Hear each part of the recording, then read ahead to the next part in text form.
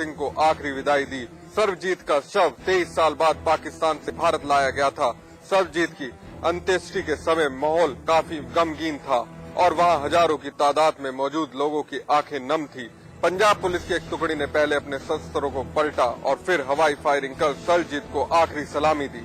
सर्वजीत की पत्नी सुखप्रीत कौर, बेटियों स्वर्णदीप और पूनम की मौजूदगी में उनकी बहन दलबीर कौर ने उन्हें मुखाग्नि दी। आगरा का रहने वाला मोनू वर्मा सन 2010 में पाकिस्तान की सेंट्रल जेल कोट लखपत में सर्वजीत के साथ जेल में बंद था, जिसकी सर्वजीत से काफी अच्छी मुलाकात थी। फिलहाल सर्वजीत की मौत के बाद मोनू वर्मा को बेहद अफसोस है। पाकिस्तान की सेंट्रल कोट लखपत जेल में रहे थे। सर्वजीत सिंह से हमारी मुलाकात जब नेशनल कमेटी हाई कमीशन आई थी, तब हमारी मुलाकात सेंट्रल कोट लखपत जेल में हुई थी। सर्वजीत सिंह देखो हमारे हिंदुस्तानी भाई है और उनका साथ देखो कृपा सिंह मुगल में था। अब वो उनकी बहन एक बार मुलाकात के लिए आती थी, चलो वो थोड़ा बहुत कर जाती थी, तो कुछ हम अपनी तरफ से उनको कुछ मतलब के पैसे फंड इकट्ठा करके हिंदुस्तानी भाई 4-5 जन और मिलके अपनी तरफ से 1000 500 रुपए मिला के उनको फंड भेजते रहते थे, कुछ उनका खर्चा निकल जाता था। मोनू वर्मा का कहना है कि जो 50 हिंदुस्तानी पाकिस्तान जेल में बंद हैं, उनकी सुरक्षा के लिए भारत सरकार कुछ बेहतर करे। जम्मू की हाई सिक्योरिटी वाली कोट भलवाल जेल में बंद पाकिस्तानी नागरिक सनाउल्लाह हक पर हुए जानलेवा हमले को पाकिस्तान ने बदले की कार्रवाई करार दिया है। पाकिस्तान सरकार ने इस घटना को सर्वजीत की मौत से जोड़ते हुए गहरी चिंता जताई है। इसके साथ ही पाकिस्तान ने भारत सरकार से अनुरोध किया है कि भारतीय जेलों में बंद तमाम पाकिस्तानी नागरिकों की सुरक्षा सुनिश्चित की जाए, साथ ही इस मामले के दोषियों को कड़ी सजा दी जाए। पाकिस्तान ने शुक्रवार को एक बयान जारी कर भारत सरकार से सनाउल्लाह को अच्छी से अच्छी चिकित्सा सुविधा उपलब्ध कराने की मांग की। साथ ही पाकिस्तान ने यह भी मांग की है कि उसके उच्चायोग के अधिकारियों को सनाउल्लाह से मिलने दिया जाए। पाकिस्तान ने कहा है कि भारत सरकार इस घटना के दोषियों का पता लगाकर उन्हें कड़ी से कड़ी सजा दे। उसने भारतीय जेल में बंद पाकिस्तानी नागरिकों की सुरक्षा भी सुनिश्चित करने की मांग की है। आपको बता दें कि सनाउल्लाह की गंभीर हालत को देखते हुए उसे अच्छे उपचार के लिए जम्मू से चंडीगढ़ लाया गया है। आपको बता दें कि शुक्रवार सुबह जम्मू की कोट भलवाल जेल में बंद पाकिस्तानी नागरिक सनाउल्लाह के एक कैदी के साथ कहासुनी और मारपीट हो गई थी। इसी घटना में उस कैदी ने घास काटने वाले औजार से सनाउल्लाह के ऊपर हमला कर दिया, जिससे उसके सिर में गंभीर चोटें आई हैं और उसकी हालत नाजुक बनी हुई है। पाकिस्तान की कोट लखपत जेल में घायल भारतीय बंदी सर्वजीत की मौत के बाद उत्तर प्रदेश सरकार ने यूपी की जेलों में बंद पाकिस्तानी कैदियों की सुरक्षा बढ़ाने के निर्देश जारी कर दिए हैं। सरकार ने ये भी कहा है कि पाकिस्तानी कैदियों को अलग बैरकों में रखा जाए, साथ ही इस बात का विशेष ध्यान दिया जाए कि उन कैदियों को खाने पीने के लिए क्या चीजें दी जा रही हैं। सरकार का ये भी दावा है कि वो नहीं चाहती कि जम्मू जेल जैसी कोई घटना उत्तर प्रदेश की जेलों में घटित हो। पाकिस्तान में लाहौर की कोट लखपत जेल में कैदियों के सुनियोजित हमले में सर्वजीत की मौत के बाद उत्तर प्रदेश की अखिलेश यादव सरकार परेशान है। दरअसल सर्वजीत की मौत के बाद अब सपा सरकार इस बात को लेकर परेशान है कि सूबे की जेलों में बंद पाकिस्तानी कैदियों के साथ कहीं ऐसी कोई घटना घटित न हो जाए। इसी के मद्देनजर सरकार ने प्रदेश की जेलों में, खासकर उन जेलों में जहां पाकिस्तानी कैदी बंद हैं, उन्हें सुरक्षा के बीच रखने के आदेश दे दिए हैं। मौजूदा समय में उत्तर प्रदेश की अलग अलग जेलों में आतंकी घटनाओं में शामिल पाकिस्तानी कुल 24 कैदी बंद हैं। आदेश में कहा गया है कि जेलों में पाकिस्तानी कैदियों को सामान्य बंदियों से अलग रखा जाए और उनके खाने पीने की चीजों की विशेष निगरानी भी की जाए। मौजूदा समय में उत्तर प्रदेश की जेलों में आतंकी घटनाओं के कुल 54 आतंकी कैदी बंद हैं, जिसमें 24 कैदी पाकिस्तान के हैं, जिसमें सबसे ज्यादा कैदी यानी कि 9 कैदी लखनऊ जेल में बंद हैं। इसके अलावा वाराणसी, उन्नाव, सीतापुर, कानपुर, फिरोजाबाद उप कारागार कानपुर में एक बंदी, आगरा में 2, मेरठ और गाजियाबाद में 3 बंदी कैद हैं। हालांकि सपा सरकार का दावा है कि पाकिस्तान में सर्वजीत की हत्या की गई है, लेकिन वो नहीं चाहती कि प्रदेश में ऐसी कोई भी घटना घटित हो जैसी कि जम्मू जेल में हुई है। बहरहाल सूत्रों का ये दावा है कि उत्तर प्रदेश की जेलों में बंद पाकिस्तानी कैदियों पर बदले की भावना से हमला हो सकता है। ऐसे में सरकार इस कोशिश में लगी है कि जैसी घटना जम्मू की कोट भलवाल जेल में हुई है, वैसी कोई घटना सूबे की जेलों में न हो। इसीलिए सुरक्षा कड़े करने के निर्देश जारी कर दिए गए हैं। अमेरिका के बाद अब आजम का साउथ अफ्रीका दौरा भी विवादों में आ गया। साउथ अफ्रीका में रह रहे यूपी के व्यापारी अजय गुप्ता की बेटी की शादी में हिस्सा लेने के लिए आजम, शिवपाल और speaker Mata Prasad Pandey south Africa गए, जहां इन लोगों का प्लेन अफ्रीकी वायुसेना के प्रतिबंधित हवाई पट्टी पर उतारा गया। इसको लेकर कोहराम मच गया और अफ्रीका में विपक्षी पार्टी ANC ने इस पूरे मामले में सरकार से जवाब मांगा है। साथ ही इस मामले में एक वरिष्ठ राजनयिक को सस्पेंड भी कर दिया गया है। अफ्रीका के राष्ट्रपति जैकब जुमा को भी इस कार्यक्रम में जाना था, मगर विवादों के बाद वो इस कार्यक्रम में नहीं गए। अमेरिका में आजम खान के साथ हुई बदसलूकी पर सियासत खत्म होने का नाम नहीं ले रही है। इस मुद्दे पर शिवपाल यादव ने बराक ओबामा को चिट्ठी लिख दी है। इस चिट्ठी में रंग भेद, नस्ल भेद और मार्टिन लूथर किंग की लड़ाई की याद दिलाई गई है। वहीं कांग्रेस ने इस चिट्ठी को संघीय ढांचे का अपमान बताया है। सपा कहती है ये दो नेताओं के बीच में सामान्य पत्राचार है। यूपी के लोक निर्माण मंत्री शिवपाल यादव की चिट्ठी ने यूपी की सियासत में एक बार फिर ठंडे पड़ रहे मुद्दे को गर्म कर दिया है।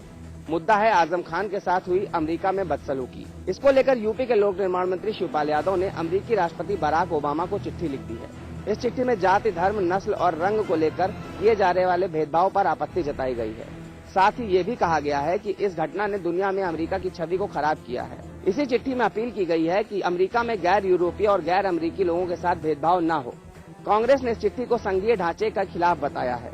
वहीं सपाई इस चिट्ठी में कोई बुराई नहीं देखते। उनके मुताबिक दुनिया के दो नेताओं के बीच में पत्राचार होना कोई नई बात नहीं है, चाहे वो लोहिया जी की चिट्ठी हो या फिर गांधी जी की हिटलर को लिखी चिट्ठी हो। सपाई कहते हैं कि अपना दर्द बताने के लिए राजनयिक चैनल की औपचारिकता का इंतजार करना होगा। इस चिट्ठी का अमेरिका की सेहत पर कितना असर पड़ेगा ये तो नहीं पता, लेकिन उत्तर प्रदेश की सियासत इस चिट्ठी से गर्म जरूर हो गई है। निकाय चुनाव के ठीक बाद प्रदेश की कांग्रेस सरकार ने नौकरशाही में बड़ा फेरबदल किया है। मुख्य सचिव को बदलने से लेकर कई वरिष्ठ अधिकारियों के विभागों में भी बदलाव किया गया है। साफ है, निकाय चुनाव में जनता की उम्मीदों पर सरकार के खरा नहीं उतरने के पीछे काफी हद तक अधिकारियों की कार्यप्रणाली भी दोषी थी। उत्तराखंड की बहुगुणा सरकार ने बड़ा फैसला लिया है। शुक्रवार को सरकार ने प्रदेश के मुख्य सचिव को बदल दिया है। जी हां, सरकार ने आलोक कुमार जैन को हटाकर सुभाष कुमार को फिर से मुख्य सचिव की जिम्मेदारी दी है। आपको बताते चलें कि सुभाष कुमार इससे पहले भी मुख्य सचिव थे और वर्तमान में राजस्व परिषद के अध्यक्ष और जल विद्युत निगम के अध्यक्ष पद संभाल रहे थे। साफ है, सरकार बनते ही बहुगुणा सरकार ने सुभाष कुमार को मुख्य सचिव पद से हटाकर आलोक कुमार जैन को मुख्य सचिव बनाया था। लेकिन सरकार का फैसला तब उल्टा पड़ता दिखाई दिया जब टिहरी चुनाव से ठीक पहले प्रदेश में कर्मचारियों में आरक्षण को लेकर आंदोलन हुआ, जो लगभग 2 महीने तक चला और आलोक कुमार जैन इस हड़ताल को समाप्त नहीं करवा सके। वहीं निकाय चुनाव से ठीक पहले समीक्षा अधिकारियों की हड़ताल शुरू हुई, जो आलोक कुमार जैन के अड़ियल रवैये के चलते 22 दिन तक खींच गई, जिसका गलत संदेश कांग्रेस और सरकार के खिलाफ गया। ऐसे में मुख्यमंत्री विजय बहुगुणा ने कड़ा रुख अख्तियार करते हुए आलोक कुमार जैन को हटाते हुए सुभाष कुमार, जिनकी प्रशासनिक क्षमता की सभी दाद देते हैं, उन्हें इस पद पर वापस बैठा दिया है। प्रदेश के इतिहास में पहली बार हुआ कि किसी पूर्व मुख्य सचिव को फिर से मुख्य सचिव बनाया गया हो।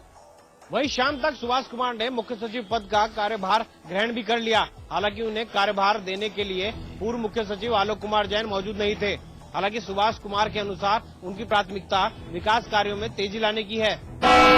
उत्तराखंड कांग्रेस में एक बार फिर उबाल आ गया है। गुरुवार को कांग्रेस के देहरादून में मेयर पद के प्रत्याशी रहे सूर्यकांत धस्माना द्वारा कांग्रेसी नेताओं पर आरोप लगाए गए। उसके बाद उनके विरोध में कांग्रेसियों ने आवाज बुलंद करनी शुरू कर दी है। कांग्रेस के प्रदेश उपाध्यक्ष और देहरादून से कांग्रेस के मेयर पद के प्रत्याशी रहे सूर्यकांत धस्माना ने पार्टी के कई वरिष्ठ नेताओं पर गंभीर आरोप लगाए थे। आरोप उनको हराने के, उनके पक्ष में काम नहीं करने के और हाथ की जगह हाथी के लिए वोट मांगने के। धस्माना तो यह आरोप लगा गए, लेकिन उसके बाद कांग्रेसियों ने उनका विरोध करना शुरू कर दिया है। कांग्रेस के कई नेताओं ने खुले तौर पर कहा है कि खुद की कमियों को कांग्रेस के कार्यकर्ताओं पर मढ़ने का धस्माना को कोई हक नहीं है। कांग्रेस के पूर्व प्रवक्ता सुरेंद्र आर्य के अनुसार प्रत्याशी के रूप में उनका नाम आते ही गढ़वाल भर में कांग्रेस की हालत खराब हुई है। उनके अनुसार धस्माना को जितना वोट मिला वह आमतौर पर कांग्रेस के किसी भी चुनाव लड़ने वाले को मिल जाता। वहीं कांग्रेस के प्रदेश प्रवक्ता सुरेंद्र अग्रवाल के अनुसार अभी वे कांग्रेस को आत्मसात नहीं कर पाए हैं, इसलिए ऐसी बातें बोल रहे हैं। कांग्रेस की चुनाव में हार इसी वजह से हुई है क्योंकि कांग्रेस एकजुट नहीं थी। कुछ नेताओं को प्रत्याशियों से परेशानी थी और कुछ प्रत्याशियों को नेताओं से। ऐसे में अगर ऐसी स्थिति बनी रही तो लोकसभा में कांग्रेस का क्या हाल होगा आप खुद ही समझ सकते हैं। चीन की घुसपैठ के मसले पर जहां हर राजनीतिक पार्टी केंद्र सरकार पर हमला बोल रही है, वहीं मायावती भी कहां पीछे रहने वाली थी। मायावती ने केंद्र सरकार को नसीहत दे डाली और कहा कि केंद्र सरकार को इस मसले पर गंभीरता से विचार करना चाहिए, अन्यथा परिणाम बुरे भी हो सकते हैं। मेरा ये कहना है कि ये मामला जो है चाइना वाला और खासतौर से चीन के लोग जो धीरे धीरे हमारी हद में जो आ रहे हैं, मैं समझती हूँ बहुत गंभीर मामला है और सेंट्रल गवर्नमेंट को इसको मामले को लाइटली नहीं लेना चाहिए, गंभीरता से लेना चाहिए और समय से ठोस कदम उठाने चाहिए, वरना इससे इसके दुष्परिणाम भी सामने आ सकते हैं। प्रतापगढ़ के रानीगंज थाने के अंदर लॉकअप में पुलिस वालों द्वारा महिला की पिटाई के मामले ने मीडिया की सुर्खियों में जहां तूल पकड़ लिया, वहीं एसपी ने इस मामले में थानाध्यक्ष समेत 7 पुलिसकर्मियों को लाइन हाजिर कर दिया। यही नहीं, एसपी ने थानाध्यक्ष समेत 7 पुलिसकर्मियों के खिलाफ गैर इरादतन हत्या का भी मामला दर्ज कराया है। रानीगंज इलाके के नजियापुर गांव की हेमा का उसके पड़ोसी हरियर से विवाद हो गया। इस विवाद के दौरान मारपीट में हरियर घायल हो गया और पुलिस ने हेमा के खिलाफ संगीन धाराओं में मुकदमा दर्ज कर लिया। रानीगंज थाने की पुलिस हेमा को पकड़कर ले आई और उससे महिला पुलिस की मौजूदगी में पूछताछ शुरू कर दिया। आरोप है कि इस दौरान थाने के लॉकअप में हेमा की पिटाई भी की गई। इस पिटाई से जब हेमा की हालत बिगड़ी तो उसे रानीगंज सीएचसी ले जाया गया, जहाँ डॉक्टरों ने उसे मृत घोषित कर दिया। इस पूरे मामले पर पुलिस के अफसरों ने भी पर्दा डालना शुरू कर दिया, परंतु मीडिया की सुर्खियों में आने के बाद एसपी एलआर कुमार ने रानीगंज एसओ संतोष तिवारी, एसआई राजेंद्र सिंह समेत 7 पुलिसकर्मियों को लाइन हाजिर कर दिया। एसपी के आदेश पर एसओ समेत इन 7 आरोपी पुलिसकर्मियों पर गैर इरादतन हत्या का मामला भी दर्ज कर लिया गया। रानीगंज थाने के अंदर महिला की लॉकअप में पिटाई के प्रकरण ने उत्तर प्रदेश पुलिस को एक बार फिर से दागदार किया है। प्रतापगढ़ में खाकी पहली बार नहीं दागदार हुई। अभी कुछ सप्ताह पहले पुलिस लाइन के अंदर एक सिपाही ने भी एक महिला को अपनी हवस का शिकार बनाया था, तब भी खाकी को शर्मिंदगी उठानी पड़ी थी। लखनऊ के वजीरगंज इलाके में सेंट फ्रांसिस स्कूल के एक निजी वैन में आग लग गई। वैन में 6 बच्चे सवार थे, जिनमें से 3 बच्चे झुलस गए, जबकि ड्राइवर गंभीर रूप से घायल हो गया। लखनऊ के वजीरगंज इलाके में आज एक स्कूली वैन में आग लगने से हड़कंप मच गया। इसमें 6 बच्चे सवार थे। आग लगने के बाद राहगीरों ने अपनी जान से खेलते हुए बच्चों को जलती हुई वैन से बाहर निकाला। आग इस कदर लग चुकी थी कि इनमें 3 बच्चे झुलस गए, जिनको बलरामपुर अस्पताल में इलाज के बाद घर भेज दिया गया, जबकि ड्राइवर बच्चों को बचाने में ज्यादा झुलस गया, जिसका इलाज बलरामपुर हॉस्पिटल में चल रहा है। घटना स्थल पे वैन में सीएनजी किट भी लगी मिली, जबकि ड्राइवर का कहना था कि वैन पेट्रोल थी। बताया जाता है कि वैन में आग लगने की वजह एलपीजी किट के लीक होने से शॉर्ट सर्किट होने की वजह से लगी। इस दुर्घटना में किसी की जान तो नहीं गई, पर सबसे बड़ा प्रश्न यही उठता है कि यह निजी वैन बच्चों के लिए कितनी सुरक्षित है। नोएडा में अपराधी इस कदर बेखौफ हो चुके हैं कि वो कहीं भी कभी भी किसी भी वारदात को आसानी से अंजाम दे देते हैं। ताजा मामला नोएडा के सेक्टर 6 का है। नोएडा में रोड पर हथियारबंद बाइक सवार बदमाशों ने कार सवार एक्सपोर्ट कंपनी के एक कैशियर से गन पॉइंट पर 10 लाख रुपए लूट लिए। भीड़ भाड़ वाले इस इलाके में बदमाश वारदात को अंजाम देकर फरार हो गए और पुलिस कुछ नहीं कर पाई। बदमाशों ने कैशियर से चलती कार में हथौड़ा मारकर पहले तो कार का शीशा तोड़ा और फिर बंदूक दिखाकर 10 लाख रुपए लूट लिए। दिन दहाड़े बदमाश इस वारदात को अंजाम देकर आसानी से फरार हो गए और पुलिस पूरे मामले पर चुप्पी साधे हुए है। मेरठ में एक बार फिर पति पत्नी के रिश्ते उस वक्त तार तार हो गए जब एक पत्नी ने अपनी प्रेमी के साथ मिलकर अपने ही पति को जहर देकर मौत के घाट उतार दिया। मेरठ के थाना खरखोदा इलाके में नूरजहां ने अपने प्रेमी मौजपाल के साथ मिलकर अपने पति अबरार को जहर दे दिया और मौके से फरार हो गए। वहीं अबरार को घर में तड़पता देख उसके भाई ने उसे मेरठ के निजी अस्पताल में भर्ती कराया, जहां उपचार के दौरान अबरार की मौत हो गई। मृतक के परिजनों ने आरोपी नूरजहां और उसके प्रेमी मौजपाल के खिलाफ मामला दर्ज करा दिया। वहीं पुलिस ने मामला दर्ज करते हुए अपनी कार्रवाई शुरू कर दी और दोनों आरोपियों को धर दबोचा। पुलिस की माने तो नूरजहां पहले भी अपने पति अबरार को मारने की कोशिश कर चुकी थी, जहां इस बार वह अपने मकसद में कामयाब हो गई। 8 वर्ष पूर्व हुई नूरजहां और अबरार की शादी में अचानक एक ऐसा भूचाल आया कि घर की सारी खुशियों को अपने आगोश में समेटकर ले गया, जिससे अबरार और नूरजहां के तीनों बच्चे अनाथ होने के लिए मजबूर हो गए।